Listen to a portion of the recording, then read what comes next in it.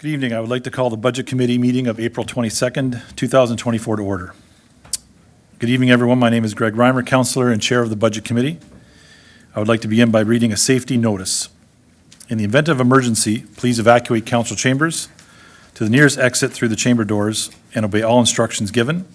And if assistance is required, please see the clerk, Julie, this evening. Once you've evacuated the building, please gather in the front parking lot outside of Town Hall. Also, please ensure your cell phones are on silent or turned off. And lastly, the Town of Lincoln Council meetings are posted on our YouTube channel. Closed captioning is available on all our videos by selecting the closed captioning button on the bottom right of the video. Roll call this evening. Member of councils are in attendance in person and remotely. With regrets from Councillor Murray. We also have staff in attendance in person and remotely. Thanks for being here, staff. Number 3 on our agenda, declaration of interest. Are there any declarations of interest this evening? Seeing none. Number 4, statutory public meetings. We have no statutory public meetings this evening. Delegations, we have no delegations this evening. On our consent agenda, we have no items, and we'll slide right into number 7, our regular agenda. We are now considering item 7.1, which is report FN-05-24, property tax relief and affordability measures. Our Director of Finance Treasurer will now provide a presentation. Charlotte, please go ahead.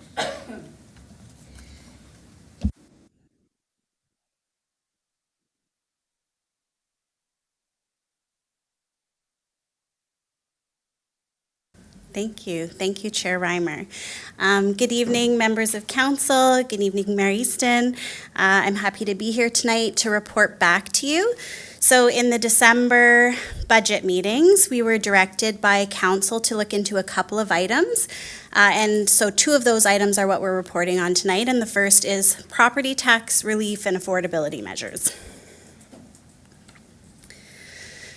What we'll be discussing today is a little bit of a background on property taxation in Ontario. We'll talk about Town of Lincoln demographics and statistics. And then we're going to do a little bit of an overview of property tax and relief programs, including what's embedded in property taxation itself, provincial grants and credits, the Region of Niagara program. I'll give you a little overview of what some of the municipalities in Niagara are doing, and then we'll also talk a little bit about municipalities outside of Niagara. And then we'll finish off with municipal programs within the Town of Lincoln, as well as some recommendations. So property taxation in Ontario. In 1998, the Government of Ontario introduced Current Value Assessment, which we're going to call CVA, with the goal of creating a consistent, fair, and equitable property tax system. Under this system, the Municipal Property Assessment Corporation, or MPAC, values all property based on their current market value as of a legislated date. And so you might be aware that 2016 is the most recent date that we have. We've been holding those values steady while the province is evaluating that due to the pandemic, so we're still at 2016 values. For properties in the same class, higher amounts of property tax would be paid by those with a higher CVA. So as your value goes up, your property taxes go up. And the reason I say in the same class is that we have different classes of properties, such as commercial, industrial, residential. So if you had the same CVA, but you were in residential versus commercial, you wouldn't be paying the same amount of property tax. If there's a correlation between property values and household income, there would be an expected correlation between the amount of property tax and household income, but this might not always be the case. Following the 1998 property tax reform, the Ontario government identified 2 groups of property owners that could be disproportionately impacted by property tax increases. As a result, they introduced a mandatory property tax relief program under the Municipal Act 2001, Section 319, to assist low-income seniors and low-income persons with disabilities. It is mandatory for municipalities to have a program. It's not applicable, this section of the Municipal Act is not applicable to lower tier municipalities because the section of the Act says a municipality other than a lower tier municipality.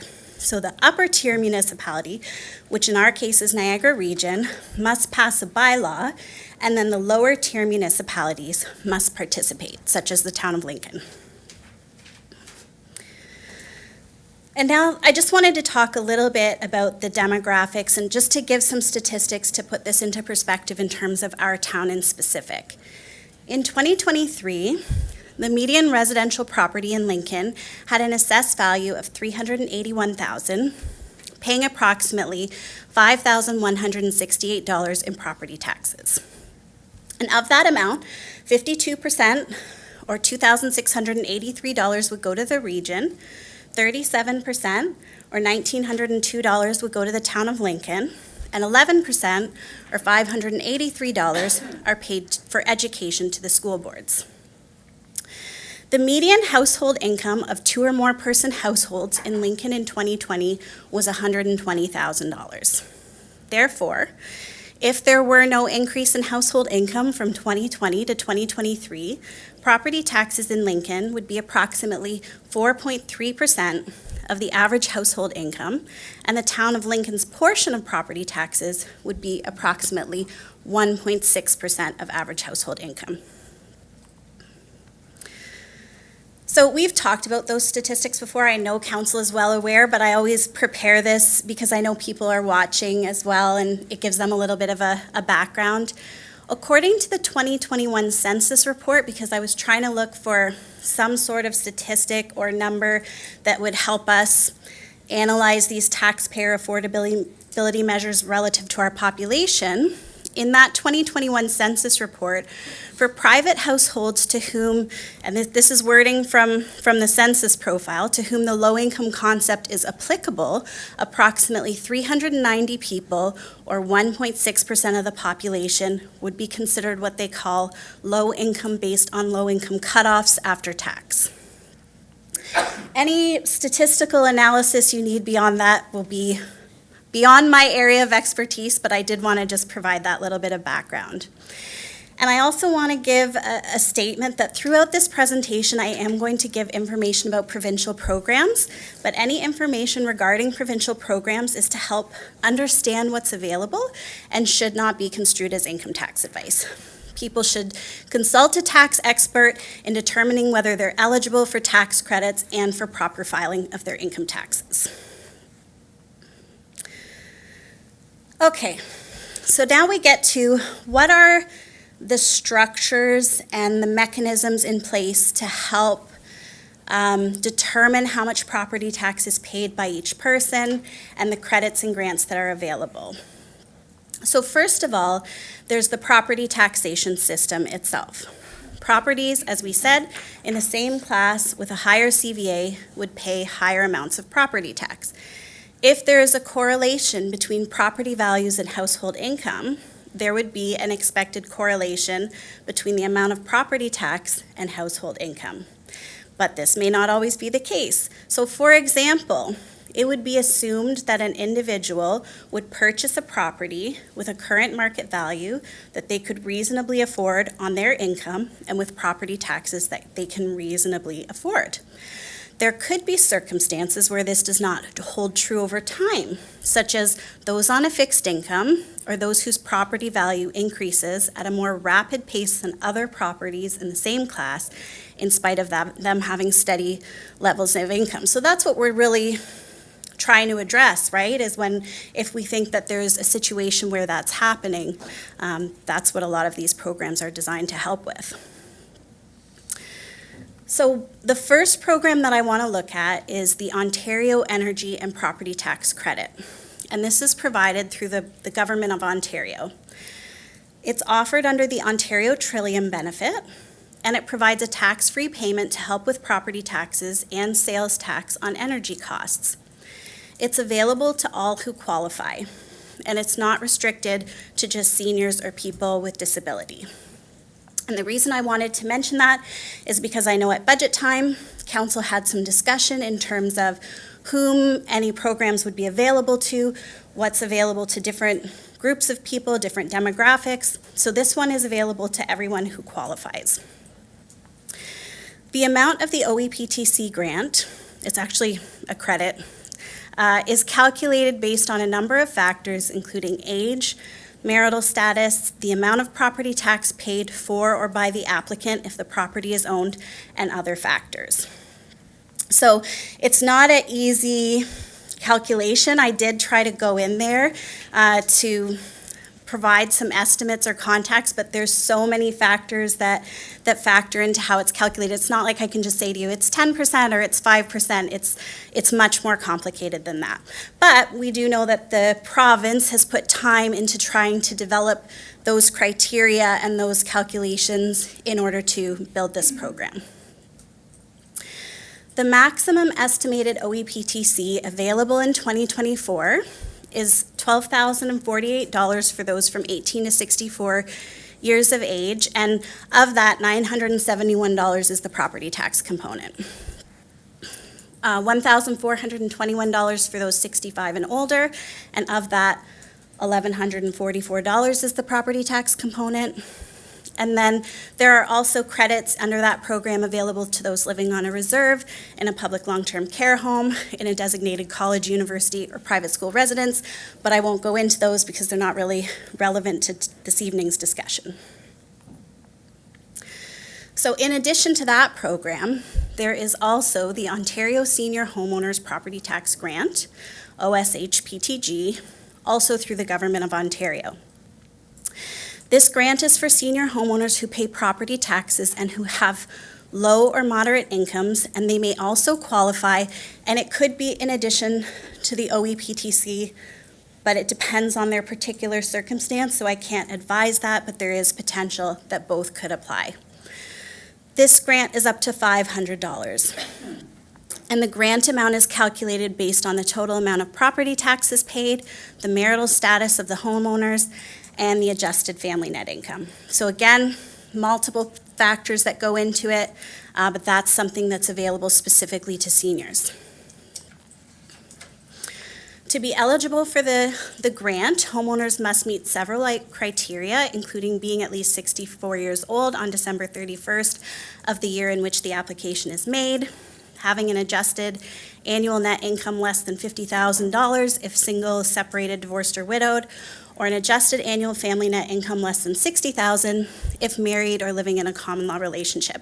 And in all these slides and the presentation, there are links to an information page about this. So if there are residents or property owners who wish to look into this, those links are there for them to access. So just some general comments about the provincial programs. The provincial government has tools available to administer income-based property tax relief programs because they have income and household data available as part of income tax returns. So when I say that there are multiple factors like age, household income, and all of that, they have that data in their system through the income tax filing. Municipalities, on the other hand, we don't have income-based information about our residents unless it's something that we ask for in addition. So we have property-based income. We know people's assessed value, we know about their properties, we know about their water and wastewater accounts, but we don't have all of their personal information like their age and their income. Consequently, in order to administer income-based programs in a municipality, we must request additional information and documentation from residents and review it for criteria, and this is not our area of expertise. So this is one reason that many property tax relief programs require documentation such as eligibility for the Guaranteed Income Supplement or the Ontario Disability Support Payments, because this is documentation that we can request and it ensures that the residents otherwise qualify for those programs. Because the provincial programs are based on property taxes paid, it would appear that a deferral or discount of property tax at the municipal level could reduce the OSH-PTG or the OEPTC. So I can't answer that definitively. Town staff are not experts in income taxes, but it is worth considering when developing a program that the addition of one program could result in the reduction of another. So next we get to the tax deferral for low-income seniors and low-income people with disability through the region of Niagara. under the Municipal Act, Section 319, which we talked about earlier, and Region Bylaw number 96, 2006. So as I discussed at the beginning, municipalities are required to pass a bylaw. This is the Regions program, and we therefore participate in it.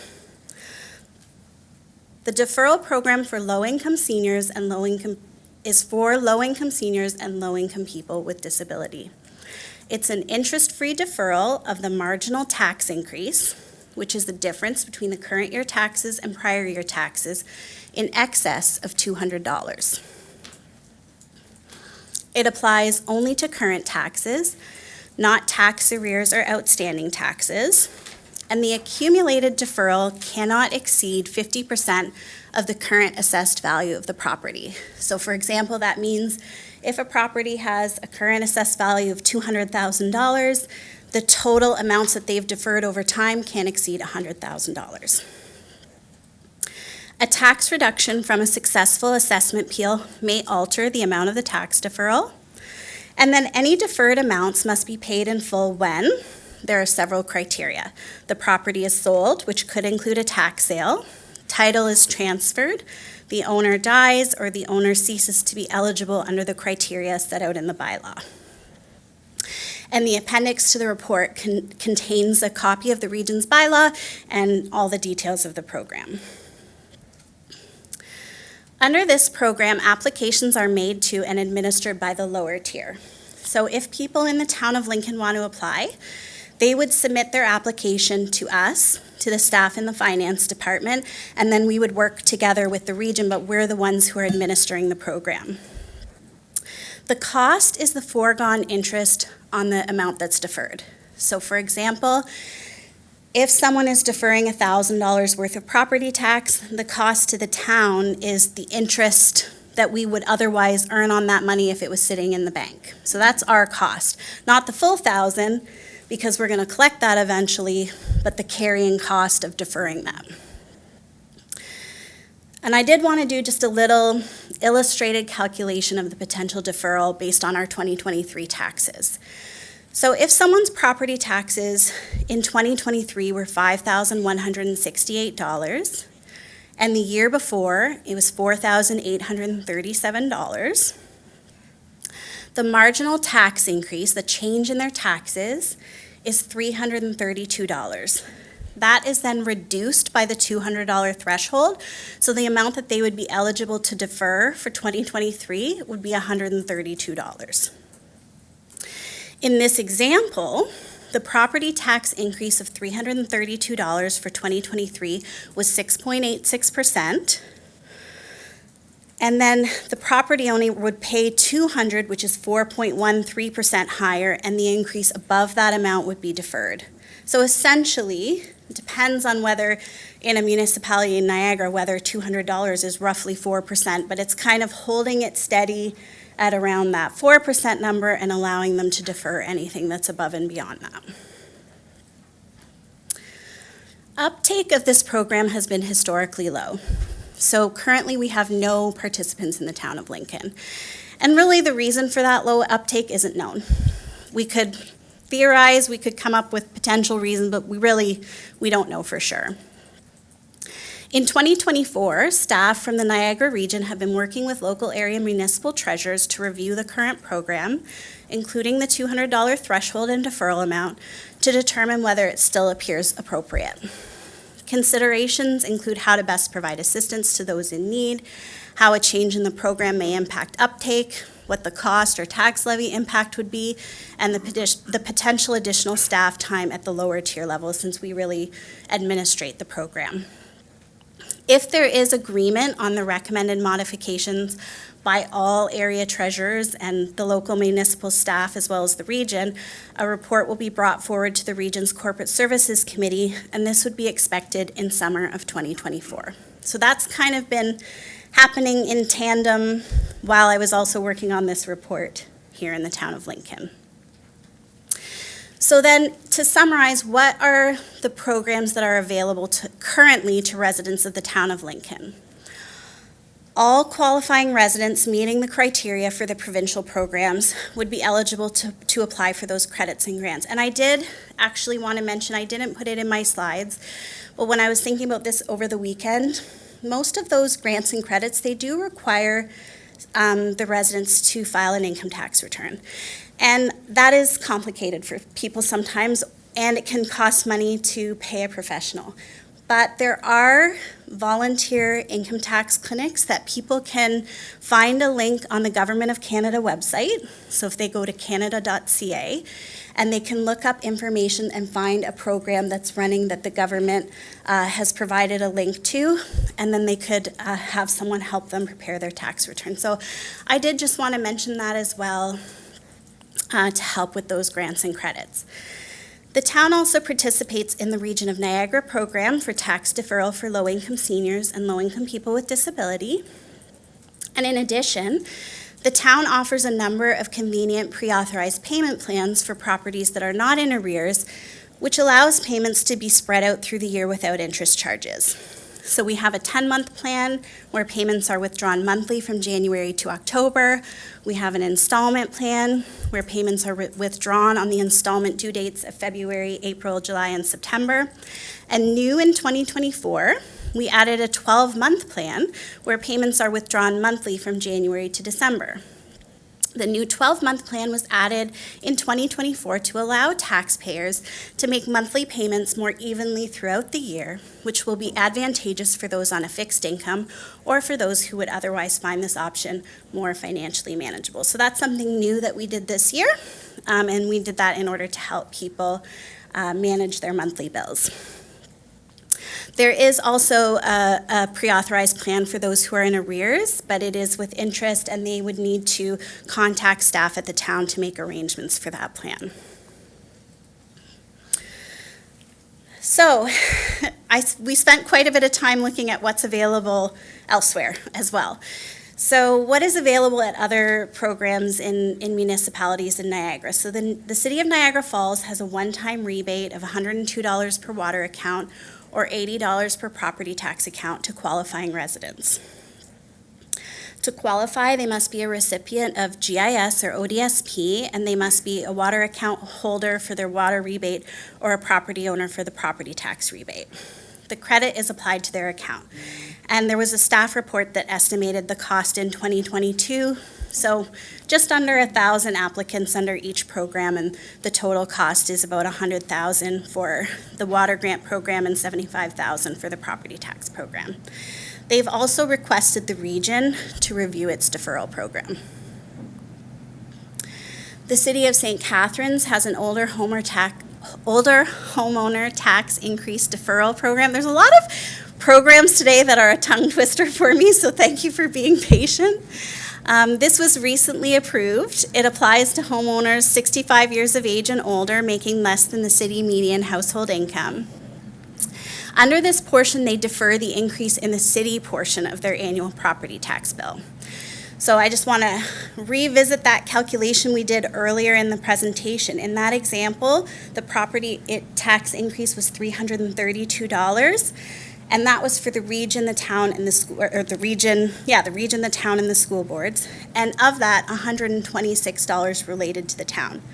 So if we did a program like that, $126 is what they would be able to defer. Interest on the deferred taxes are to be partially subsidized by the city, resulting in an effective rate, currently 5%, which is substantially lower than that which is automatically applied to outstanding taxes. There's an application fee of $50 and several technical requirements. I won't go through them all. And then there's an operating budget impact of the program, which was estimated in their report at about $50,000 a year. St. Catharines also offers a water and wastewater senior credit program to residential homeowners or tenants who receive the GIS supplement and are aged 65 or older. Successful applicants can receive up to $100 in an annual credit applied to their water and wastewater account, as long as their accounts are paid in full. I do also want to mention that that's not an exhaustive list. I just wanted to give you some examples of some of the things that are being done elsewhere. I know for a fact that there are other municipalities that have water wastewater programs, water wastewater rebate programs. I'm not sure if there are many others who are doing anything on the property tax side. So what's available at municipalities outside of Niagara? And the answer is, it's different everywhere.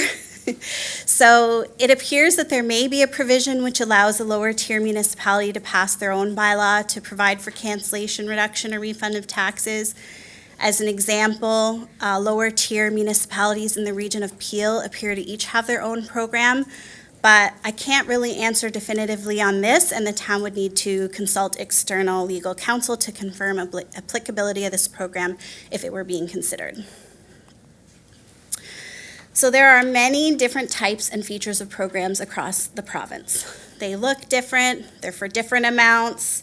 It was actually very interesting because really what's legislated under Section 319 is to have a program, but the way the program looks isn't really legislated, so we get a mix across the province. While most municipalities offer one type of program, the City of Hamilton, which is a single tier, and the City of Burlington, which is a lower tier, offer more than one option. So there could be a cash-based grant, which is similar to the concept of the City of Niagara Falls.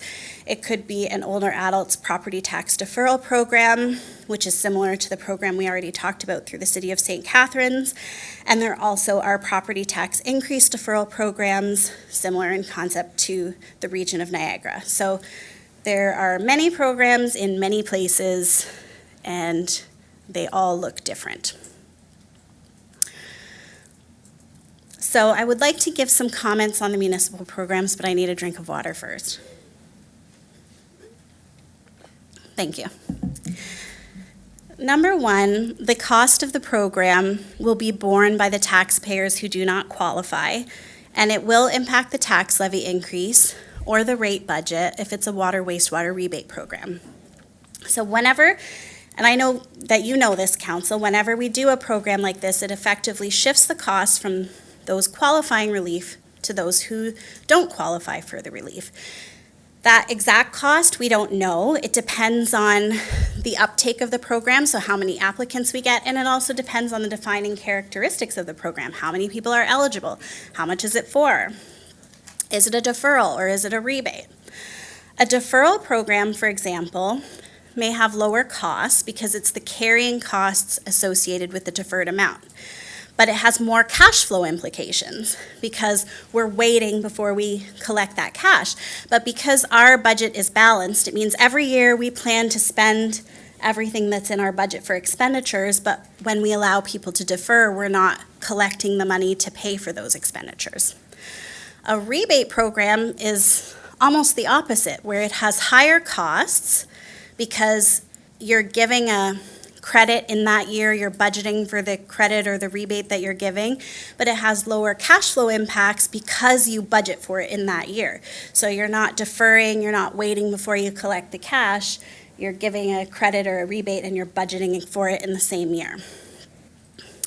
Some municipalities partially offset the cost by charging an application or administrative fee. And also the development of a program would require consultation with legal advisors and property tax experts to ensure compliance with the Municipal Act 2001 and any other applicable legislation, and to estimate the potential cost of any proposed tax relief programs. And this would need to be included in the budget. So basically, there are a lot of rules and legislation, even just surrounding property tax. It tells us how to charge it, how to calculate our rates, what can be forgiven, what can be deferred, so we have to always make sure that we're following that legislation. Number two, there will be additional staff time required to administer the program. So it's difficult to know what the potential uptake would be because we don't know based on Lincoln's specific population as well as the criteria to participate in the program. Depending on the program, time would be required to review the applications, follow up on pending items, monitor each of the properties that enter the program, so there is time that's required.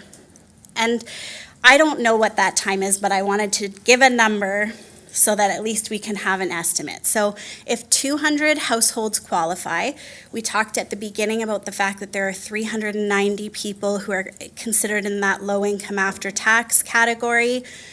Assuming there's more than one person per household, that's how I came up with 200 as an estimated number, although we really don't know. And it takes 1 to 2 hours to review and administer per application per year. It could take 200 to 400 hours, or about 10 to 20% of a full-time equivalent staff member to oversee the program. Many of the municipal programs provided as examples in this report are larger population municipalities who likely have higher staffing levels to administer such programs. It's worth considering.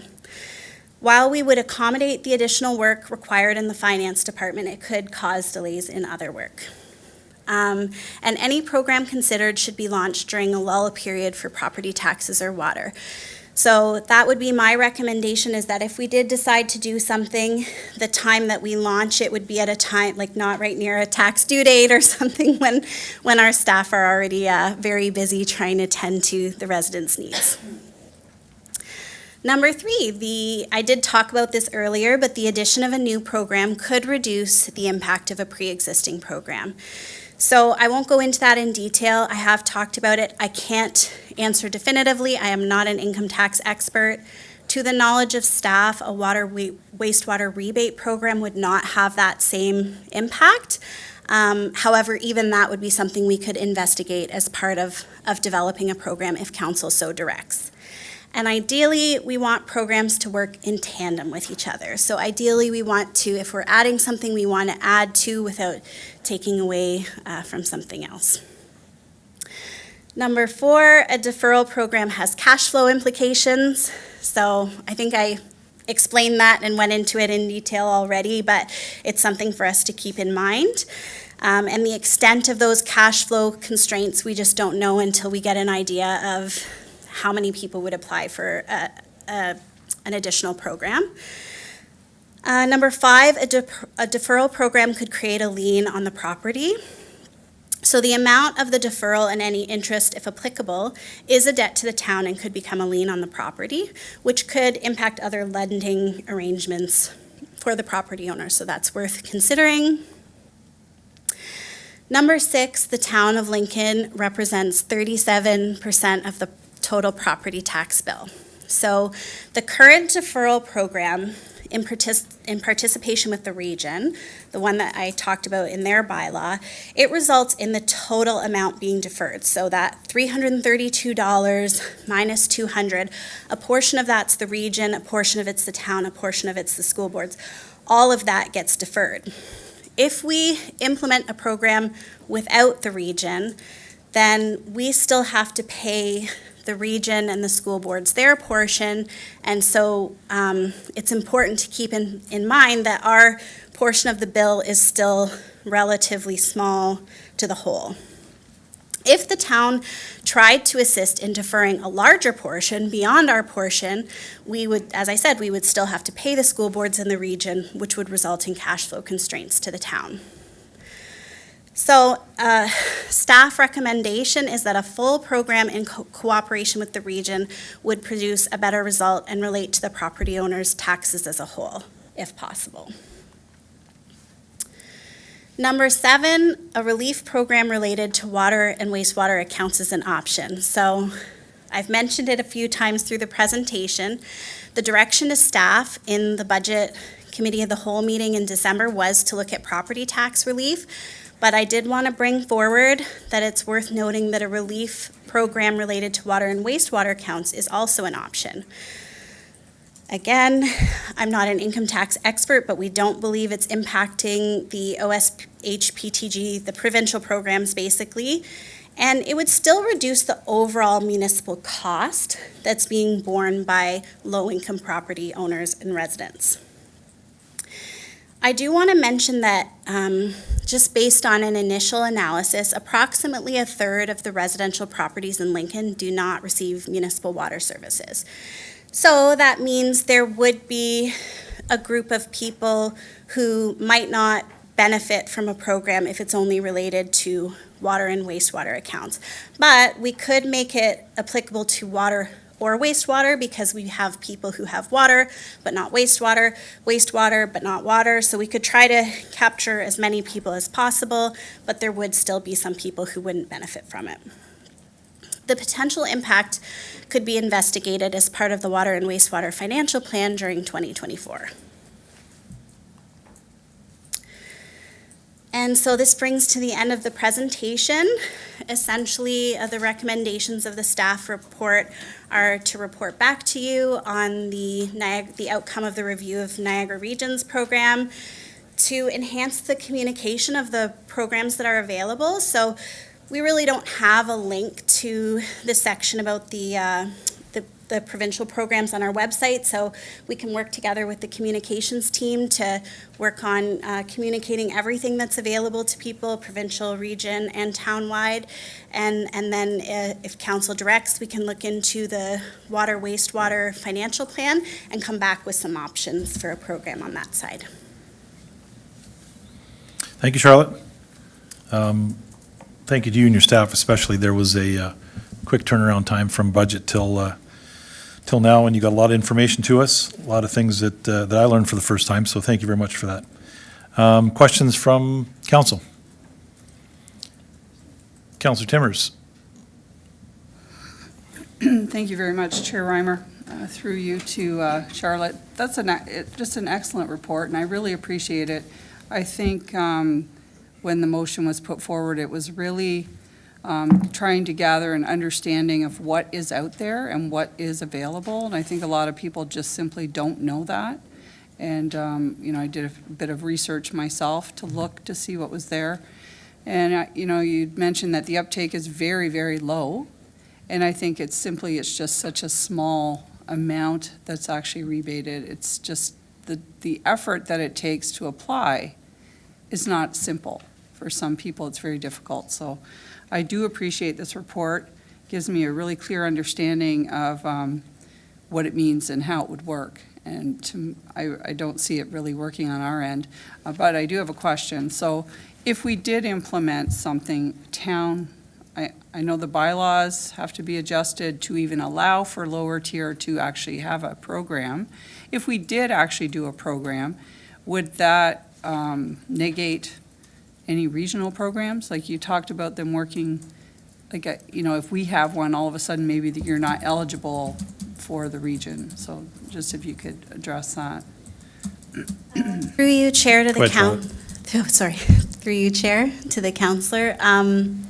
The answer is it depends. It depends on which provision of the Municipal Act we're doing the program under. So Section 319 is not available to us as a lower tier municipality, so then we'd be trying to look at other sections. I know in the case of St. Catharines, the design of their program is it's one or the other. So that may be a question a bit complicated for me to answer. It depends what we do. It depends what legislation is available. It depends what kind of parameters we would put into place.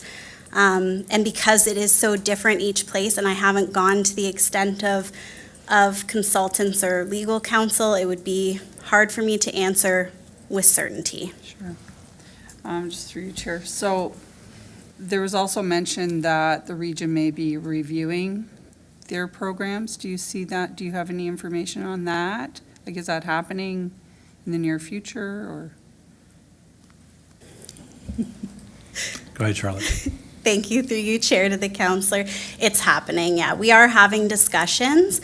If there is agreement, so I think that is part of the big thing, is there would need to be agreement across all the lower tiers and the region, then a report would go back to their Corporate Services Committee. I did talk to them, and we estimated probably by the summer, so I could report back to you in the third quarter of this year, basically either to say something went forward and here's what went forward, or nothing went forward. Okay.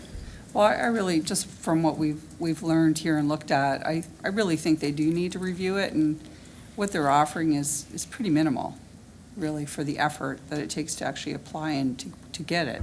So I hope they come out with something even better. That would make me happy, but Anyway, that's it. Thank you, Chair. Thanks, Councillor Timmers. Councillor Miklick, please go ahead. Thank you very much, Chair Reimer, through you to Charlotte. Again, I'm going to echo Councillor Timmers' comments. It is an excellent report. You really went and answered most questions that I think anybody could have. But, you know, of course, I do have a question or two for you. So through you, Chair. 390 people, 1.6% of the households you're roughly guesstimating to be qualifying for this sort of a program. Do we know what percent of those, or how many of those are actual homeowners or renters? Go ahead, Charlotte. Through you, Chair, to the Councillor, it's a very good question. First of all, I am not estimating 390 people. I tried to look up information, and I just wanted to provide a frame of reference, but I am not an expert in census information. To be very transparent, had a difficult time exactly understanding what might apply. And I think that is the thing, you know, even to the point of when we're saying, why isn't there uptake and we don't know? Like, we don't know the intersection of those populations. How many people are low-income seniors and low-income people with disability and own a property in the town of Lincoln, and their property taxes increased by more than $200. So there are a lot of moving parts in there, and honestly, I think that's why, you know, we would require consultants, because someone would have to look at our population data and be able to try to give us an idea, and I don't personally have an idea other than I looked at that number, I looked at how many typically apply elsewhere, and I gave you a very, very rough estimate. Okay, no, thank you very much for that. I mean, yeah, there's no exact science to this as far as those sorts of households that are truly and actually in need, unless you go through everyone's tax returns. But the question I have is, we're talking about this issue of affordability and, you know, people not being, but I wonder about these programs, because who actually does need the relief? And when we're shifting the cost to another demographic or to another group, like, I worry about the families that could be earning $120,000 a year, and that's fantastic. That's a great income. But if they're spending $140,000 a year, then they could actually perhaps need the income or the property tax relief more than the senior. So I'm just struggling a little bit with that, as far as who am I hearing the most from as far as income tax, or not income tax, but property tax relief through the time that we first discussed this. So that's the concern I have. Is there a question there, Councillor, or just a? I just lost it. Okay. I had one, and I just. Do you want to come back? No, it's all right. You If good? I can. Councillor Russell, please go ahead. Thank you, Mr. Chair. Through you to Charlotte. Again, that was excellent report, fantastic as usual. Do we have any, through you, Mr. Chair, do we have any idea of what the parameters that Niagara Falls asked for a program reconsideration from the region? Like, again, it's mentioned in the slide, but do we know what they actually asked for, or what any other municipalities in Niagara have asked for? Go ahead, Charlotte. Through you, Chair, to the Councillor, I honestly read a newspaper article about it, so I tried to pull from as many sources as I could to try to bring something forward to you. I haven't asked them the details of what they asked for. I do know they've asked, and I do know that the treasurers and the region staff have been having discussions. Okay, and follow up, Mr. Chair? Similar to Councillor Timmer's viewpoint that, again, for the amount of effort and seemingly red tape required in order to facilitate this and apply for it, the return doesn't seem like it's that much for an individual. So I'm wondering if it is possible to get like a summary of what those requests were, either from Niagara Falls or other municipalities, on what potential changes there are, so that we can look at it and maybe see if there's anything that maybe we can also suggest as a change for the region on their program. Because again, I think with the such low uptick, I think we really do need to try to fortify, if possible, their program, and then also try to promote it as much as possible. See what the uptick is from our residents, see if that fits their need or not, and then if not, then come back potentially and look at other rebate programs, again, if it's the water program down the road. But again, I think promoting what is existing now is a great start, and I think that's in the recommendation. But I think maybe looking at a little deeper to see what the changes are that other people have asked for and see if we can beef that up a little bit to help strengthen the cause a little more. Go ahead, Charlotte. Through you, Chair, to the counselor, I can try, I'm sure if there is a report that goes forward from the region staff to their corporate services committee, that would be included. I can have discussion with them. I don't know whether there are specific requests versus that we're just looking at it and having discussion, because I think it is a complex issue, even in terms of my comments about the provincial programs and how the addition of something at the municipal level could impact those as well. So I'm not really sure there's too much I can say at this point in time beyond that, but I would just say that it is a complex issue. It's not complex in terms of anyone wanting to help, but it is complex in terms of determining what is the best way to help. Okay, thank you. Thank you, Mr. Chair. Thank you, Charlotte. Thank you, Councillor Russell. To the big screen, we are going to go to Councillor Njima. Please go ahead. Thank you, Chair Reimer, and also thank you for the wonderful report. It's, when I think it was Councillor Russell that brought this forward, we've had questions from the community. And a lot of what you brought in this report, I really didn't know. I didn't know, and I think a lot of people don't know because, as you said, it's complex. What's out there and where do you find it, and whose responsibility is it to bring this information to people? And I think we do have a responsibility to try to help in some way. I know that as chair of the former Housing Task Force, one of the things, and I say this often, that came out of all that in my mind is, and nobody's going to disagree, that I think it's very, very important that everybody do everything they can to keep people in their homes as long as possible for so many big reasons. One reason, there aren't a lot of options for housing out there now. Another reason for seniors which is sort of, I think, one of the reasons we brought this forward. As long as you're in your home, you're happier. As long as you have the supports that you need, you're less of it costs the healthcare system a lot less to have people stay in their homes. So all of that, it's great. I think I appreciate the report. I appreciate the possibility of looking further into this, as Councillor Russell and others have said. See what we can do, see what others are doing, see if we can do more, as Councillor Timmers said. So I wanted to say on slide 18, you were talking about having tax prepared, and some people are struggling having their tax return prepared. And I wanted to say that Community Care of West Niagara does have people on a roster that will assist. So if anybody's watching right now and you don't have anybody to prepare your taxes, or you don't have the money to do it, you can reach out to Community Care of West Niagara, and they have, again, a list of people that can assist.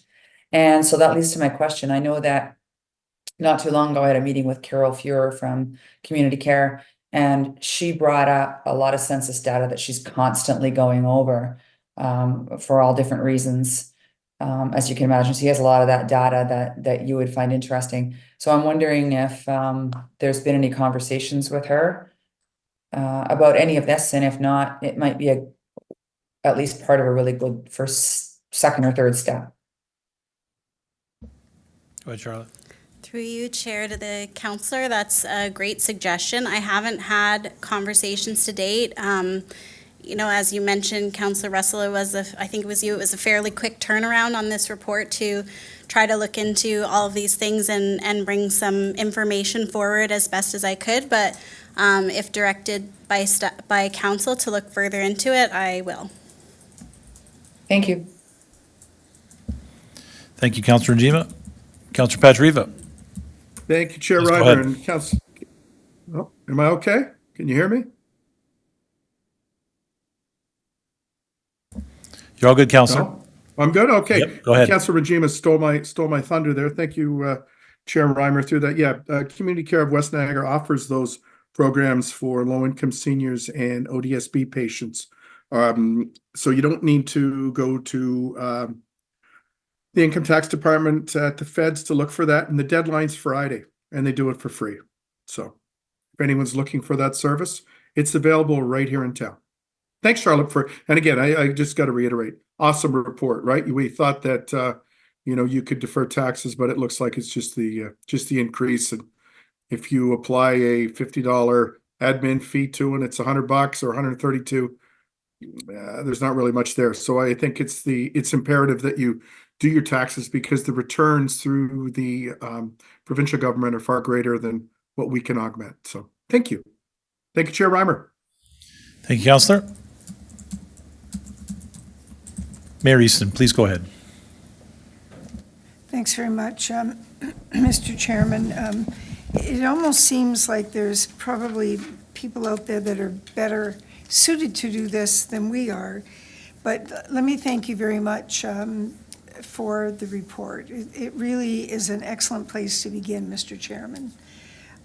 Secondly, I would have to ask the question about, I noticed that you chose 65 as the senior's age, and yet there are many, many programs, significant programs around housing and other programs at the regional level that begin at 55. So that would certainly change your catchment group, that cohort. So that's something to consider. And I agree that we should be promoting what we do a lot more. And if I go back to my earlier comment, Mr. Chairman, about directing people to the right person for help, Village of Hope is also another one of those groups that provides help. But sometimes people need help with financial planning. I don't mean the investment kind, but how do I get through my weekly budget? And there are a number of groups that do that in the town. And so, again, maybe there's a way that we can join together or be part of a message, a common message that goes across the town that invites people to come. And I believe that I'm correct that they do offer financial planning to those people that are on their roster if they require it. Again, I tend to like to redirect money that I'm giving to something specific, and so I often give it to energy bills. Energy bills really isn't, it's a big burden, but it's not part of our responsibility. But again, putting that information package together so that people know where to go to find assistance, I think would be very beneficial. And that's above and beyond this pittance. Really, I have to say, I was so surprised at how small the advantage was going to be for people to go through all this trouble. And I'm sure that that's not what they're looking for. What they're looking for is for some significant relief, not relief for the increase from one year to another. So I think we aren't the right people because to provide that kind of a service, because we have many services that people are looking for us to provide. And so that is the hard message, I guess, I would say. Anyway, those are my comments, and thank you again for the report, and it'll be interesting to see how this evolves. Thank you, Mr. Chairman. Thank you, Mayor Easton. We're going to go around for a second time again. Councillor Brunei, you're okay? Councillor Mikulik, please go ahead. The question I had through you, can you stack these programs? The provincial one as well as the regional one? Or is it one or the other, or how does that work? Go ahead, Charlotte. Through you, Chair, to the counselor. I did want to just mention, Mayor Easton, that I haven't made a recommendation of the age for the program if we did one in Lincoln. If we did look into the water wastewater one, that would definitely be something council could determine. I think If, in the one slide, I did mention that we often look for verifiable information. So something like applicability of the guaranteed income supplement or the Ontario disability support payments is something we can verify. So I think when it starts to go beyond that, it becomes harder to verify. In terms of stacking, this is where I do need to be cautious to not advise on income tax. I think the challenge is that the provincial programs are based on property taxes paid. So what someone would have to consider and look into is if they receive a program that reduces the amount that they're paying, is it going to reduce their provincial grant or credit? That's something I can't answer, but it is a potential. Okay. Does that help? But I mean, technically speaking, meaning can you be part of a municipal program and still get your provincial grants and credits on the other portion that you've paid? Presumably. It's just I don't know how that stacking works and how much one would or wouldn't reduce the other, because we're not really, we don't work in, like, we don't consult with them. They don't, like, it's a completely separately run program. Well, through you, I guess Go ahead, that's something Councillor. you can discuss during your meetings with the region moving forward, right? Or, no?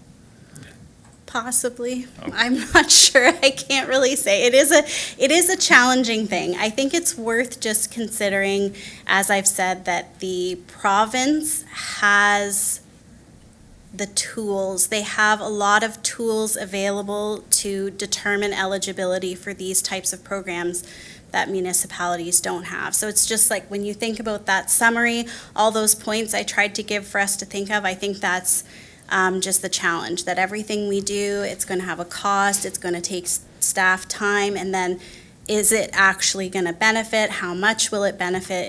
It's complicated. Okay, thank you. Thank you, Councilor Miklik. Councilor Njima, do you still have your hand up for a second time around, or? Just wanted to make sure. Thank you. Thanks again, Charlotte, for this. I think a key component of this motion, and thank you for including it, is the communication portion.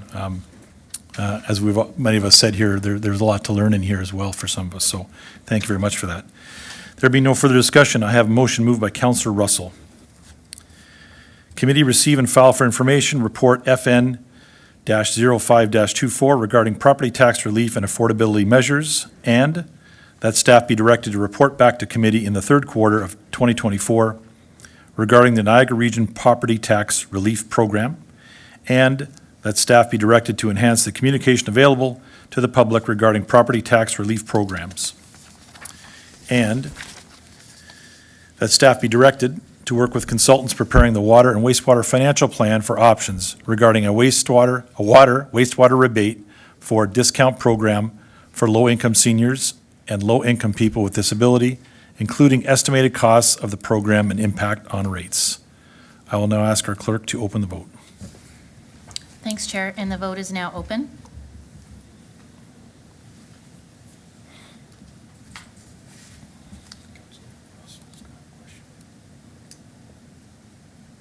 We're in the middle of a vote, Councillor. In the middle of a vote?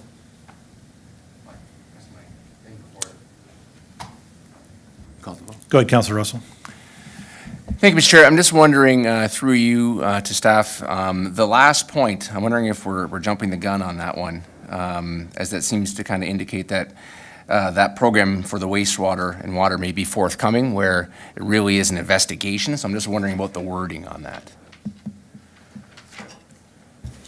Can you explain a little further, Councilor Russell? Just maybe we could take it under advisement. We're in Yeah. the middle of a vote, so just I'll let you just go a little further. Yeah, So staff can understand what you want. I think the wording of it, like where that staff be directed to, instead of work with consultants preparing the water, I think it's that staff be directed to investigate a water, wastewater financial plan for potential options. Again, making it more of a potential possibility as opposed to the direction that it sounds like it's a program coming forward. Are you okay with the staff taking that under advisement, Councillor Russell, as opposed to changing it basically means the same, and I think staff understand the nuances between the two? Yeah. You're acceptable for that? Yeah. Okay. Thank you. Councillor Rajima, I'm just going to ask for your vote, please. You're in favor with your, I'll say it loud, in favor. thank you very much. And I will close that vote. And that carries. Thank you, Julie. We are now considering item 7.2, multi-year budgeting, report FN-06-24. Our Director of Finance and our Treasurer will provide a presentation. Charlotte's on the hot seat tonight, so please go ahead.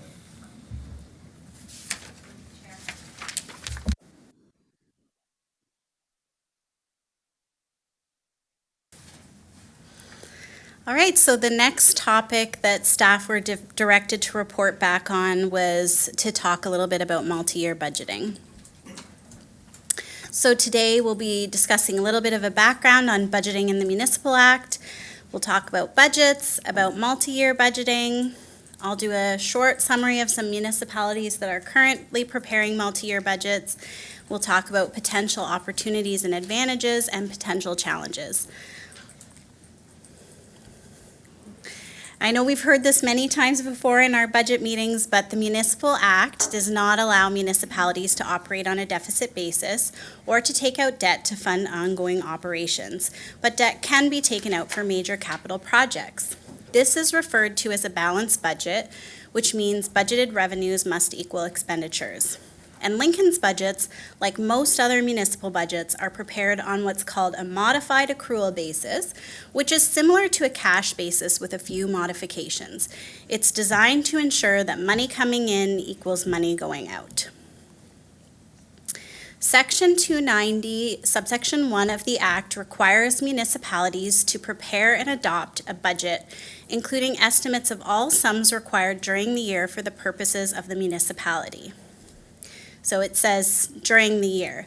But despite Section 290 of the Act, Section 291(1) authorizes a municipality to prepare and adopt a budget covering a period of 2 to 5 years in the first year to which the budget applies, or in the year immediately preceding the first year to which the budget applies. The process for preparing and adopting a multi-year budget and the requirements for a municipality's budget are prescribed in the Act. While this presentation will not discuss every provision of the Act regarding multi-year budgeting, so there's a lot in there, but I am going to just summarize some of the requirements. If a municipality chooses to adopt a multi-year budget, Section 291(4) of the Act requires that for the second year to which the multi-year budget applies and for each subsequent year, the municipality must A, review the budget, B, make changes required to the budget to comply with Section 290 for a lower tier municipality, which basically means balance it. So if something comes up that would put it out of balance, you've got to balance it again. And C, re-adopt the budget for that year and for subsequent years to which the budget applies. There are special requirements in an election year, and a multi-year budget does not limit the power of a municipality to amend or revoke a budget adopted under that section. So if you do a 4-year budget, it doesn't mean you're locked in for that 4 years and you can't make any changes if needed. About budgets. And about budgets in Lincoln. Municipal budgets are prepared by staff and approved by council. Some of the key features of a budget include defining levels of service and the fine balance between maintaining and improving services, facilities, and infrastructure while respectfully managing taxpayers' dollars. Prioritizing programs and services, providing a means to accomplish council's strategic goals and priorities, and ensuring financial resources are available to meet health and safety and legislative requirements. The audience is not just council members, but our stakeholders and residents throughout Lincoln. Budget preparation is time-consuming. I'm sure I can get a little concurrence from some of the people over on the side from the other departments. It really does take a lot of time.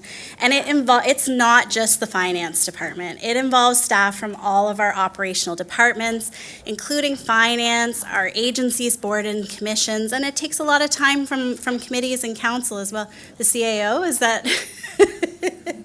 The CAO wants me to mention that it takes him a lot of time as well. So the departments review the services and provide estimated costs based on service levels established by council. And as part of that whole process, we monitor trends, broader statistics, financial projections, inflation rates, growth projections. Information is gathered, assumptions are tested, and historical data is analyzed. And we go through that every year. So about multi-year budgeting, it is considered by many to be a best practice. So it's recognized by the Government Finance Officers Association, which is called the GFOA, and the Association of Municipal Clerks and Treasurers of Ontario. There's a lot of different ways to budget. There's not only one way. This is a way that is recognized, but it's not the only way. It has a focus on strategic and long-term planning, and it helps ensure the municipality can prepare for the future. It's worth noting that we've had recent regulations related to asset management, policy, and planning, and those are required to be multi-year. So you could think that a multi-year budget could help align with some of those other plans which are required to be multi-year. And it also helps municipalities ensure they have the resources available to maintain a vibrant and healthy community and accomplish the strategic priorities of council.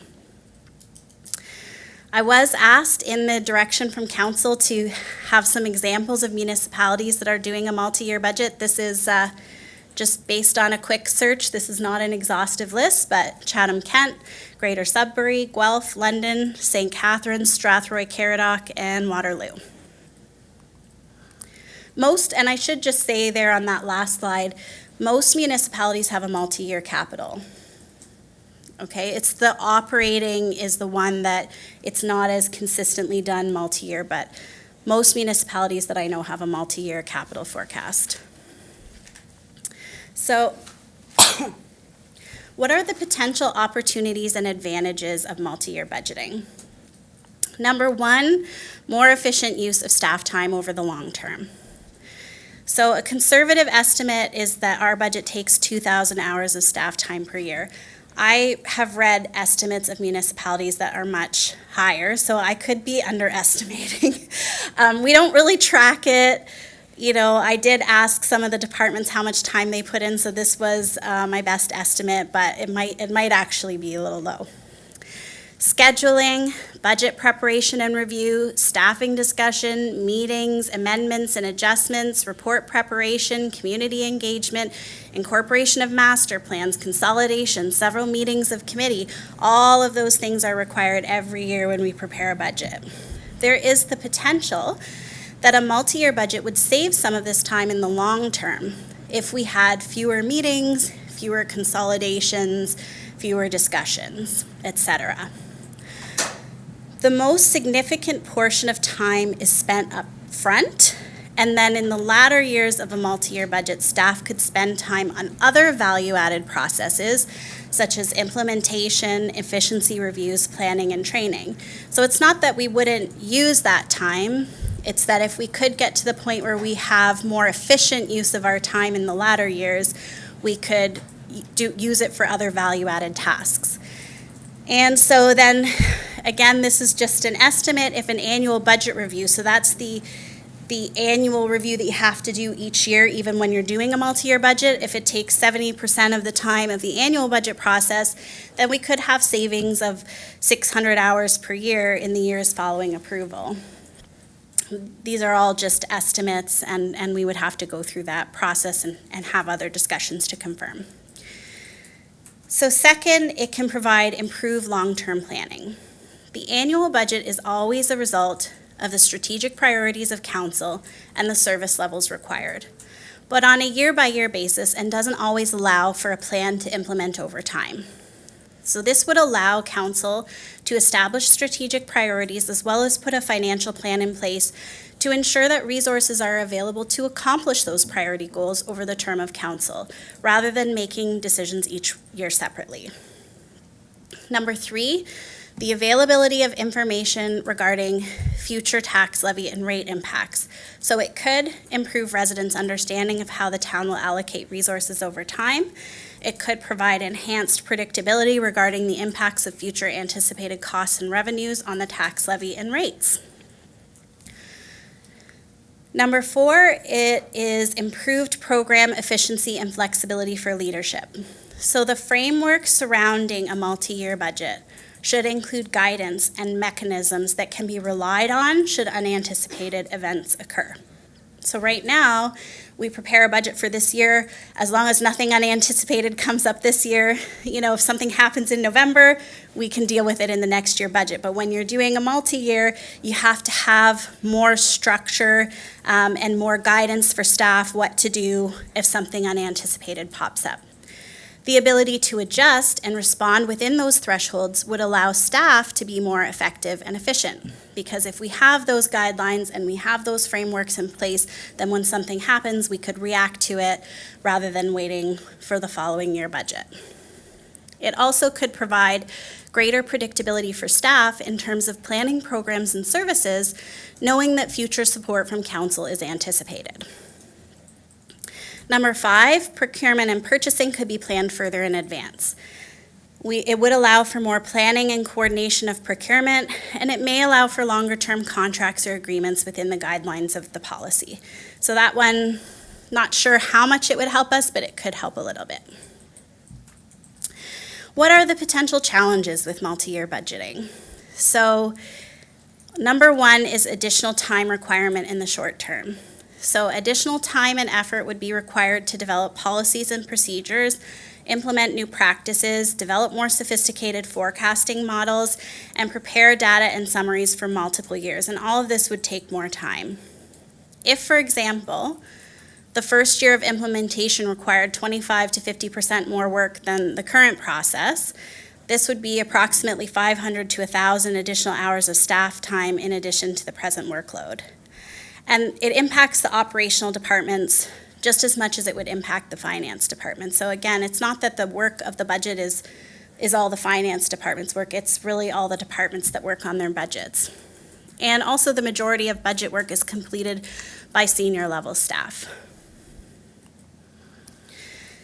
Number 2, a high level of commitment would be required by staff and by council.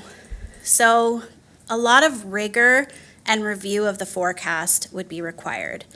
And it would take a commitment to only revoke or reopen the budget in specific circumstances as outlined in the policy. Without this commitment, we run the risk that we would spend all the additional time in the short term and never really truly benefit from the long-term savings. So if we put all the work into a multi-year budget and spend more time up front, and then we reopen it and have full discussions every year, you're never really gaining those efficiencies that you're hoping to. Number 3, the level of uncertainty tends to increase as we move farther into the future. So forecasts that we have right now in a 1 to 2 year time frame, they may have a lot of recent data to support them. As we move into the future, these changes can become harder to predict. And, the example I give is the recent supply chain issues and construction prices. I think if we think 4 years before that happened, would we have predicted it? Most of us, I think, would say no way. And I mean, this was an extreme time, but it does give a good illustration of how much can change in a 4-year time period. Wage impacts will likely not be known with certainty. We get an announcement, for example, on minimum wage each year. We wouldn't know that in advance. And also upper level government funding is rarely announced far in advance. So even for this year, we have a couple of major infrastructure grants that we estimated based on historical data, and we didn't get the announcements until early in the new year. So it is a challenge because we tend to get those announcements annually. Number 4, the agencies, boards, and commissions could be impacted. So any agencies, boards, or commissions whose data rolls up into the municipal budget, such as the library, they would likely need to prepare multi-year budgets as well, which would require more time upfront for them. So the recommendations in terms of a potential multi-year budget are that the structure and framework would be critical to success. So having things like policies and procedures would need to be developed to establish guidelines as well as action to be taken when unanticipated circumstances inevitably occur. Reserve funds and contingency plans would be essential to ensure that moderate changes in funding sources or costs could be absorbed without restarting the budget process. Clear parameters for when a budget would be adjusted. So most municipalities that are doing this, they have very specific times that they would reopen it and have discussion, and it can include things like changes in funding from upper levels of government, extraordinary events, regulatory or legislative changes, or new priorities of council. And it's recommended, just based on everything that I've been reviewing, that the multi-year budget would align with the timing of the strategic planning of council and with each term of council.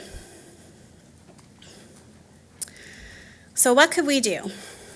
We could start by introducing a multi-year forecast on an aggregate level based on assumptions and adjusted for known and anticipated impacts predicted by departments.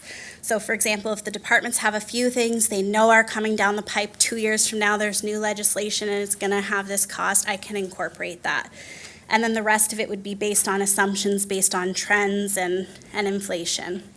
Could present it on the same basis as the consolidated operating budget, which is sort of the main sheet that we see at the front of the budget book, using categories such as user fees and service charges, grants, personnel, insurance, etc. And it would be town-wide. So it wouldn't be department by department, it would be a town-wide, this is what it will look like based on these assumptions. In the subsequent budget year, then we could prepare an analysis to compare the forecast from the previous year to the draft budget. So what I mean by that is in 2025, we could do a forecast for 2026. And then when the 2026 draft budget comes in, we could compare what we thought it would look like to what it's looking like when we bring the draft in, because that would enable us to start to look at why. We could start to learn and grow from it. Where were there anything we missed? Was there something unanticipated? What would be the structures and the policies or the reserves that we could have in place to deal with this in the future? It would allow staff and council to identify challenges that were encountered in preparing the forecast and determine steps that could be taken. And then the next term of council, a multi-year budget could be prepared if that's what council directs. So this is an illustrative timeline, because every time I talk about this, the years start to get jumbled in my head, and it is pretty complicated.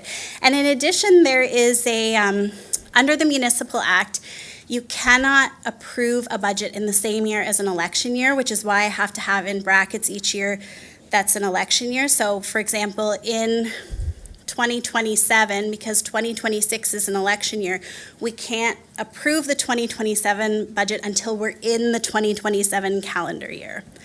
So what it could look like is this.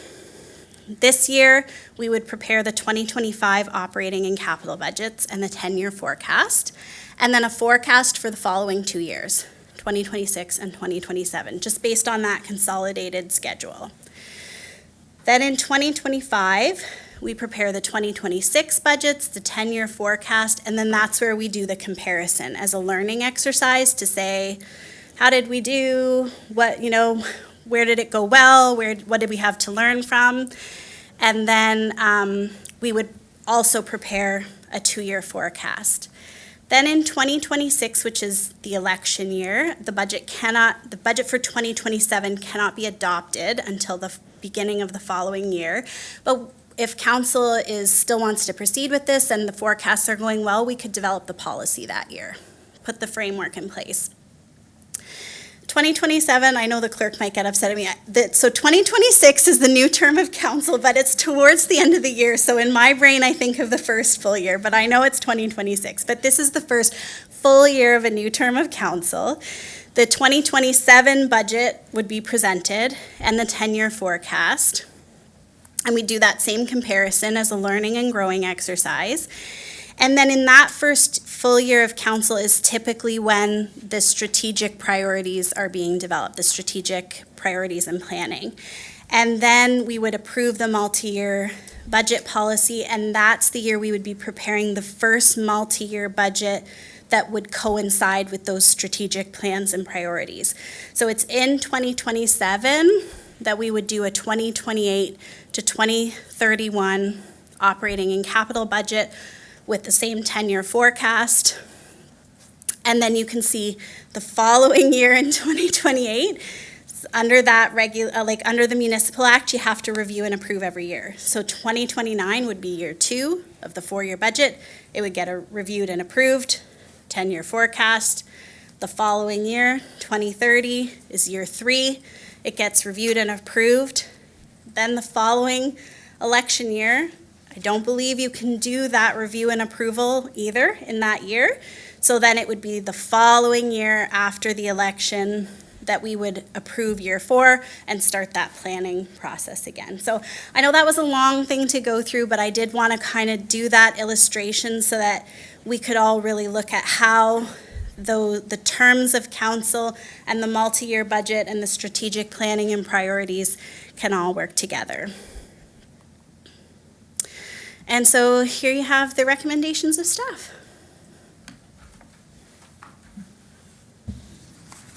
Thank you, Charlotte. Just for reference, I think you missed one line in there that basically in January and February of 2027, staff and council will camp out here in the chambers, I think, right? That's what you're saying, basically, so. Thank you for that. Again, lots of information. Questions or comments from council? Councillor Timmers, please go ahead. Thank you, Chair Reimer. Again, another great report, Charlotte. I think the question that's jumping to my mind, just from this last piece that you presented, I agree with the multi-year budget. I think it's a good planning tool, and it gives us future, we can predict better, and also for the public to understand what's coming. I guess where I'm struggling a little bit, and it is complicated, as you said, if a new council comes in with a new strategic priorities and they may not agree to anything that we've predicted or that's coming along, so at that point, we'd have to open it back up and start over? Like, I'm not quite sure how that will flow into a next, I understand you can't pass a new budget till a year end, but if you could just comment on that, it's just not clear to me. Go ahead, Charlotte. Through you, Chair, to the counselor. Yeah, I mean, when I read up on this, that's the main reason why usually the first year after an election is the final year of a multi-year, because if you envision that the election happens in December and then you're trying to approve the budget in January, and you could have maybe a new counselor who's learning it. So then you've already put that framework in place, but there is still that review and approval process. So it is required every year. It doesn't mean that a multi-year is set in stone. It is a review, and even in those criteria that I put for reopening, one of them can be new council priorities. So there is, it is still council's budget, and ultimately it is your call each year. But I just wanted to highlight the fact that we do want to try to stick to it as much as possible throughout, because that's how we get the benefit of the efficiencies if we decided to go that route. Just one other question, Go Chair. ahead, Councillor Timmers. I just foresee having to open it up and discuss it many times as we work through this multi-year, because I'm thinking of any kind of grants or government funding that we can't predict or that we don't know the timing. So I think that's my only thoughts. It's totally open to discussion at any point, and there will be changes. I see a lot of changes happening. I don't know, what do you think on that? Go ahead, Charlotte. Through you, Chair, to the counselor, I've had discussions with people who work in finance in other municipalities, and it works well some places and it's challenging in some places, and it kind of depends on how we build that framework. It's not a requirement. It's for council to decide if you want to do a multi-year. If you do, I think some of those things like reserves would become really, really important, because how would we deal with a change from a upper level of funding level? We would hope we have some things like reserves that we could pull from. But you have a valid point, because that's why it's in the list as a potential challenge. The risk of opening it up and the challenge that would come if we put all that time into it and then keep opening it up would be disappointing. And you have things that could happen that we can't even predict, that would all of a sudden change our direction, or our priorities could become something that we don't even foresee. So that would be just my comments on it. Thank you, Chair Reimer. Thank you, Charlotte. Just a little bit to your first question, Councillor Timmers, and correct me, Charlotte, if I'm wrong. Another way of looking at this, at the recommendation specifically to multi-year budgeting, is just a practice run, for lack of a better phrase, so that should the new council want to do that, we've got a couple of years of this forecast and sort of working out some of the wrinkles. So then, at that point, then council could still decide to go either way. So just add a little more to Yeah. that. Thank you, No, Councillor. Thank you, Chair. I think that's a really good idea, actually.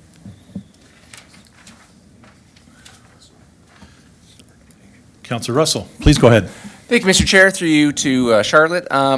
Just wondering, first question is probably a quick hitter. Is the budget based on own source revenue, or is it all encompassing potential revenue? Go ahead, Charlotte. Through you, Chair, to the counselor, I think it should be everything. If I look at the Municipal Act and even what it says a budget should include or not include, it's all the revenues, all the money coming from reserves, all the expenses, all the money is going to reserves. So I just don't know how we would do it without factoring everything in. Okay, and follow up. And I think that's where I kind of fall off a little, because again, I just think of the next 4 to 10 years, there's going to be so much volatility in this area based on DC charges, what's going to get developed, what's not going to get developed, how soon and quickly it's going to get developed. Interest rates, nobody knows where they're going to go. Are they going to go up, down? Are they going to stay up or down? And all of those have relationships on how much revenue we can eventually bring in. And we've already seen it over the last couple of years that expectant revenue has not necessarily been there, and we are slowly getting closer to our debt ceiling. So where I kind of get my ire up a little bit is, how can we really predict where that revenue is going to be, knowing, again, with all these unknowns? And I think Councillor Timmers made a good point that there is so much that is changing. And again, from term to term, even year to year, again, going through this, especially with the potential workload that would be required in order to get it up and operating. To me, it's, on paper, I think it looks great. I think you can build a lot of efficiencies into it. I just think that practically, until we have a stable source of revenue, or at the very least, we kind of have a stable sense of the construction level over the next decade, it's really hard to put it into practice. And I don't know if it's something that, at this point in time, it's something that we would want to jump on, just knowing, again, how much it's going to tax you and your staff, and then if the results are going to be something that we can put some concrete around. So that's just my thoughts. Thank you, Councillor Russell. Councillor Patriva, please go ahead. Thank you, Chair Reimer, and through you. Charlotte, thanks a lot. This is something that I had asked for as budget chair a number of years ago, so I really appreciate that. I really like it in theory. The fact that procurement and purchasing can be planned further in advance and get us some efficiencies. And I kind of go back to budgets in the past where we had that, where you totally relied a lot on your 10-year capital plan. And I think there's some hesitation around, okay, so what if grants are coming, but you're going to have that in the budget. So that might reduce the amount of taxation if a grant flows through. So I think we need to be, council needs to be more disciplined in its approach, right? Going forward. But I mean, we're going to have a runway of 3 years to work with staff and see if it's something that we have an appetite for. So I look forward to it. So thank you very much. Thank you, Chair Reimer. Thank you, Counselor. Counselor Njima, please go ahead. Thank you. This reminds me a little bit when we talk about trying to forecast way into the future is the community planning. I think it's called the community planning permit system. And I think it's in place in Alberta, where a lot of the heavy work is done up front in terms of planning your community and having public information sessions. And then in the long run, the idea is that it reduces sort of the workload day to day and week to week as applications come in, because in theory, a lot of the planning for your community has come in first, and the public consultation has happened up front. And so what that got me to thinking is how the community feels about that. I think sometimes there's objection to that, because if somebody just moved to the community and all this upfront planning has been done without an opportunity for them to provide input, then they might feel a little slighted. So I'm wondering, so that got me thinking about public consultation and public participation and budgeting process. In your investigations, did you hear anything about how the community feels about multi-year budgeting in any of those municipalities that are currently doing that? Go ahead, Charlotte. Through you, Chair, to the counselor. I didn't do a lot. I have read newspaper articles. Like, I do read on these things. I think it's like a lot of things, there are differing opinions, but it's a good point. It is, like I said, there's more than one way to do it. There isn't only one way, and it really is for council to look at the opportunities and challenges and determine which way you would want to go. But I think some residents might like the higher level of predictability, and some of them might not. I know that sounds a little bit indecisive, but I do think you get both. Yeah, I'm wondering sort of what, if there's an increase in participation during a multi-level budget, but a multi-year budget process, that just curious if we might hear that. Is that a question, Yeah. Counselor? No, but I had a question now. I can't remember what it is. So, well, that was a question, but I had another one. I can't remember what it is. But if I think about it, I'll put my hand up. Thank you. Thank you. Counselor Russell, please go ahead. Thank you, Mr. Chair. Now, I have a question that I forgot earlier. So I'm wondering again if it's possible when staff kind of bring this back, or maybe bring back some ideas around it that might be able to come to fruition.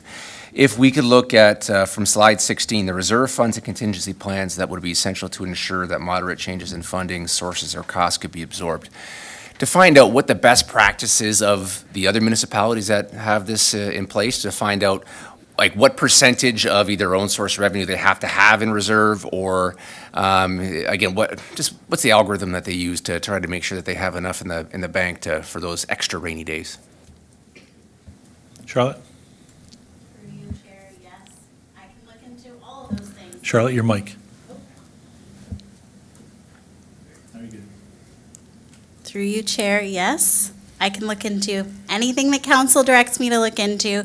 I would say if we went down this path, then during that period of time when we're doing the forecasting and we're doing the comparisons and we're developing the policy, that's when we would be having more discussions with other municipalities that are doing it, looking into best practice. We would be doing all of those things at those time. I didn't look into all of that yet, but if you choose to direct me, I will do that.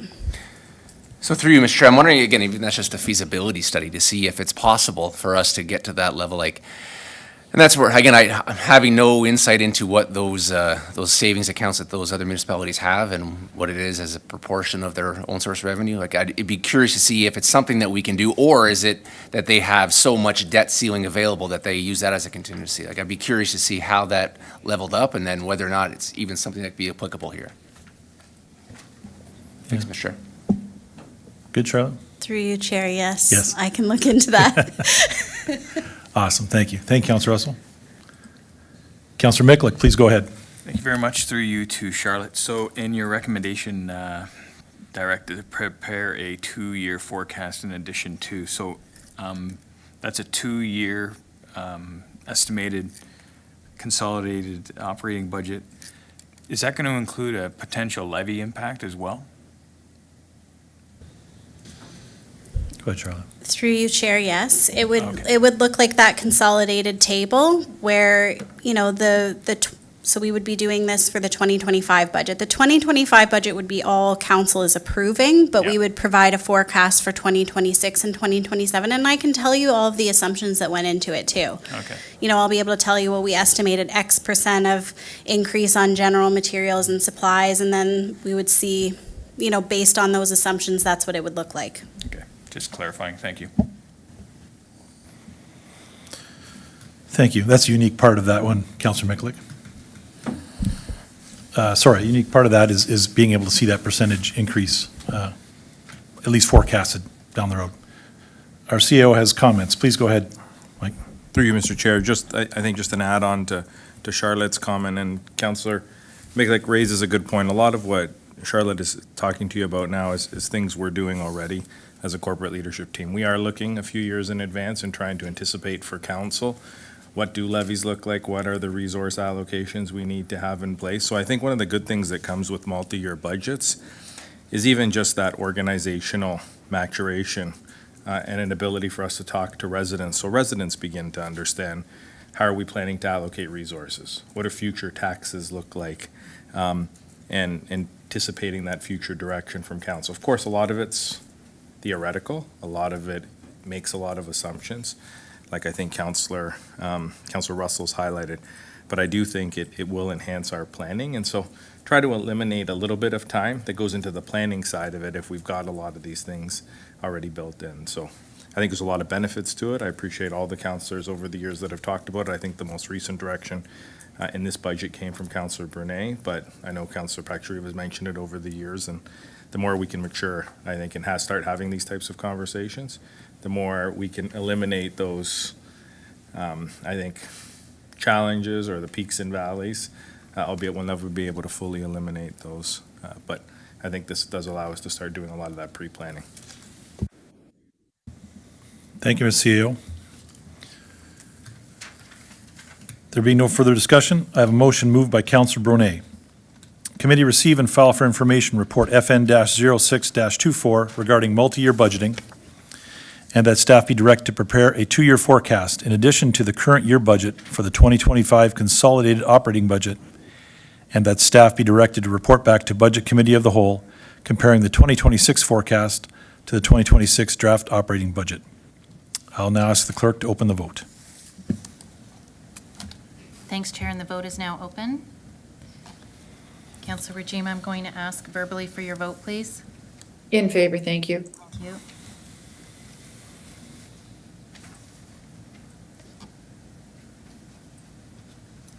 And I will close the vote. And that carries, Chair. Thank you, Julie. Number 8 on tonight's agenda, confidential items. We will now consider item 8, confidential items. Before we motion to move into closed session, I would like to explain that what will happen for those watching on the live stream. The clerk will be turning off the live webcast during the closed portion of the meeting. Once we have completed the closed portion of the meeting, we will resume with the live webcast and carry on with the public portion of the meeting, and we'll read the motions in public session. Before we begin the closed session, all members are reminded that any discussions in closed are to remain confidential as per our procedural bylaw and our code of conduct. I will now ask the clerk to conduct the closed session statement for those attending the closed session remotely. Go ahead, Julie. Thank you, Chair. And all members are reminded that any discussions are in closed session are to remain confidential as per our procedural bylaw, code of conduct for the town of Lincoln. Before we begin, I need each member that is attending electronically to confirm the following: that you understand that matters are to remain confidential, confirm that no one else is present with you, and confirm that no one else can hear this closed session. Confirm that you are not using any electronic devices other than your tablet, computer, or telephone for the video conferencing. Confirm that you are not recording a portion of this meeting. If you acknowledge all of the above, please reply with "I understand" and confirm to all of the statements as I read your name aloud. Councillor Rajima, I understand and confirm to all of the statements. Councillor Pachariba, I understand and confirm to all the statements. Deputy Fire Chief Bill Blake, I understand and confirm to all of the statements. and our CAO of Lincoln Pelham Public Library, I understand and confirm to all of the statements. our Director of Community Services, Shannon McKay, I understand and confirm to all of the statements. our Director of Planning and Development, Matt Bruder. I understand and confirm to all of the statements. Thank you, Chair. I have a motion moved by Councillor Russell. Under Section 239 of the Municipal Act, notice is hereby given that committee adjourn to closed session in order to address item 8.1 pursuant to the Municipal Act, Section 239(2)(c), a proposed or pending acquisition or disposition of land by the municipality. Section 239(2)(j), financial information that belongs to the municipality and has monetary value or potential monetary value as it pertains to Beamville District Secondary School. I'll now ask the clerk to open the vote. Thank you, Chair, and the vote is now open. Councillor Rajima, I will ask for your vote verbally, please. In favor, thank you. Thank you. I will close that vote. That carries, Chair. Thank you, Julie. Our clerk will now proceed with the technical requirements to move into closed session.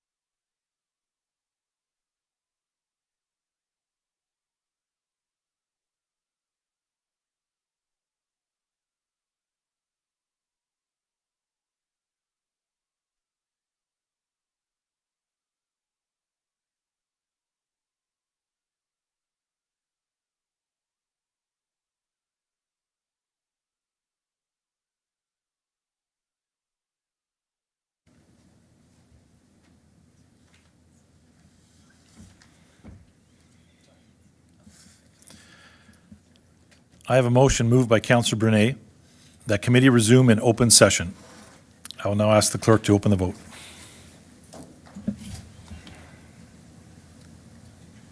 Thank you, Chair, and the vote is now open.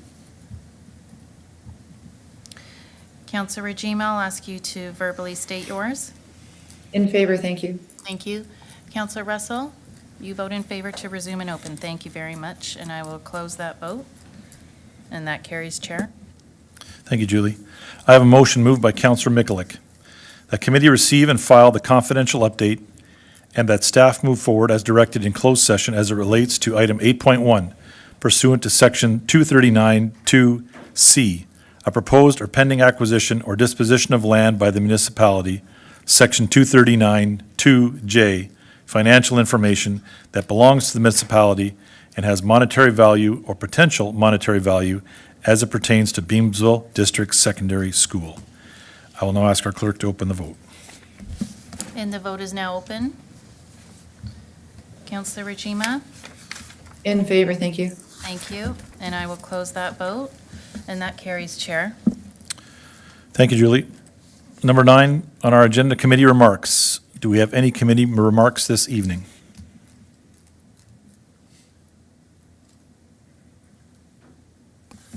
Seeing none, there being no further business, I call this meeting adjourned at 9:07.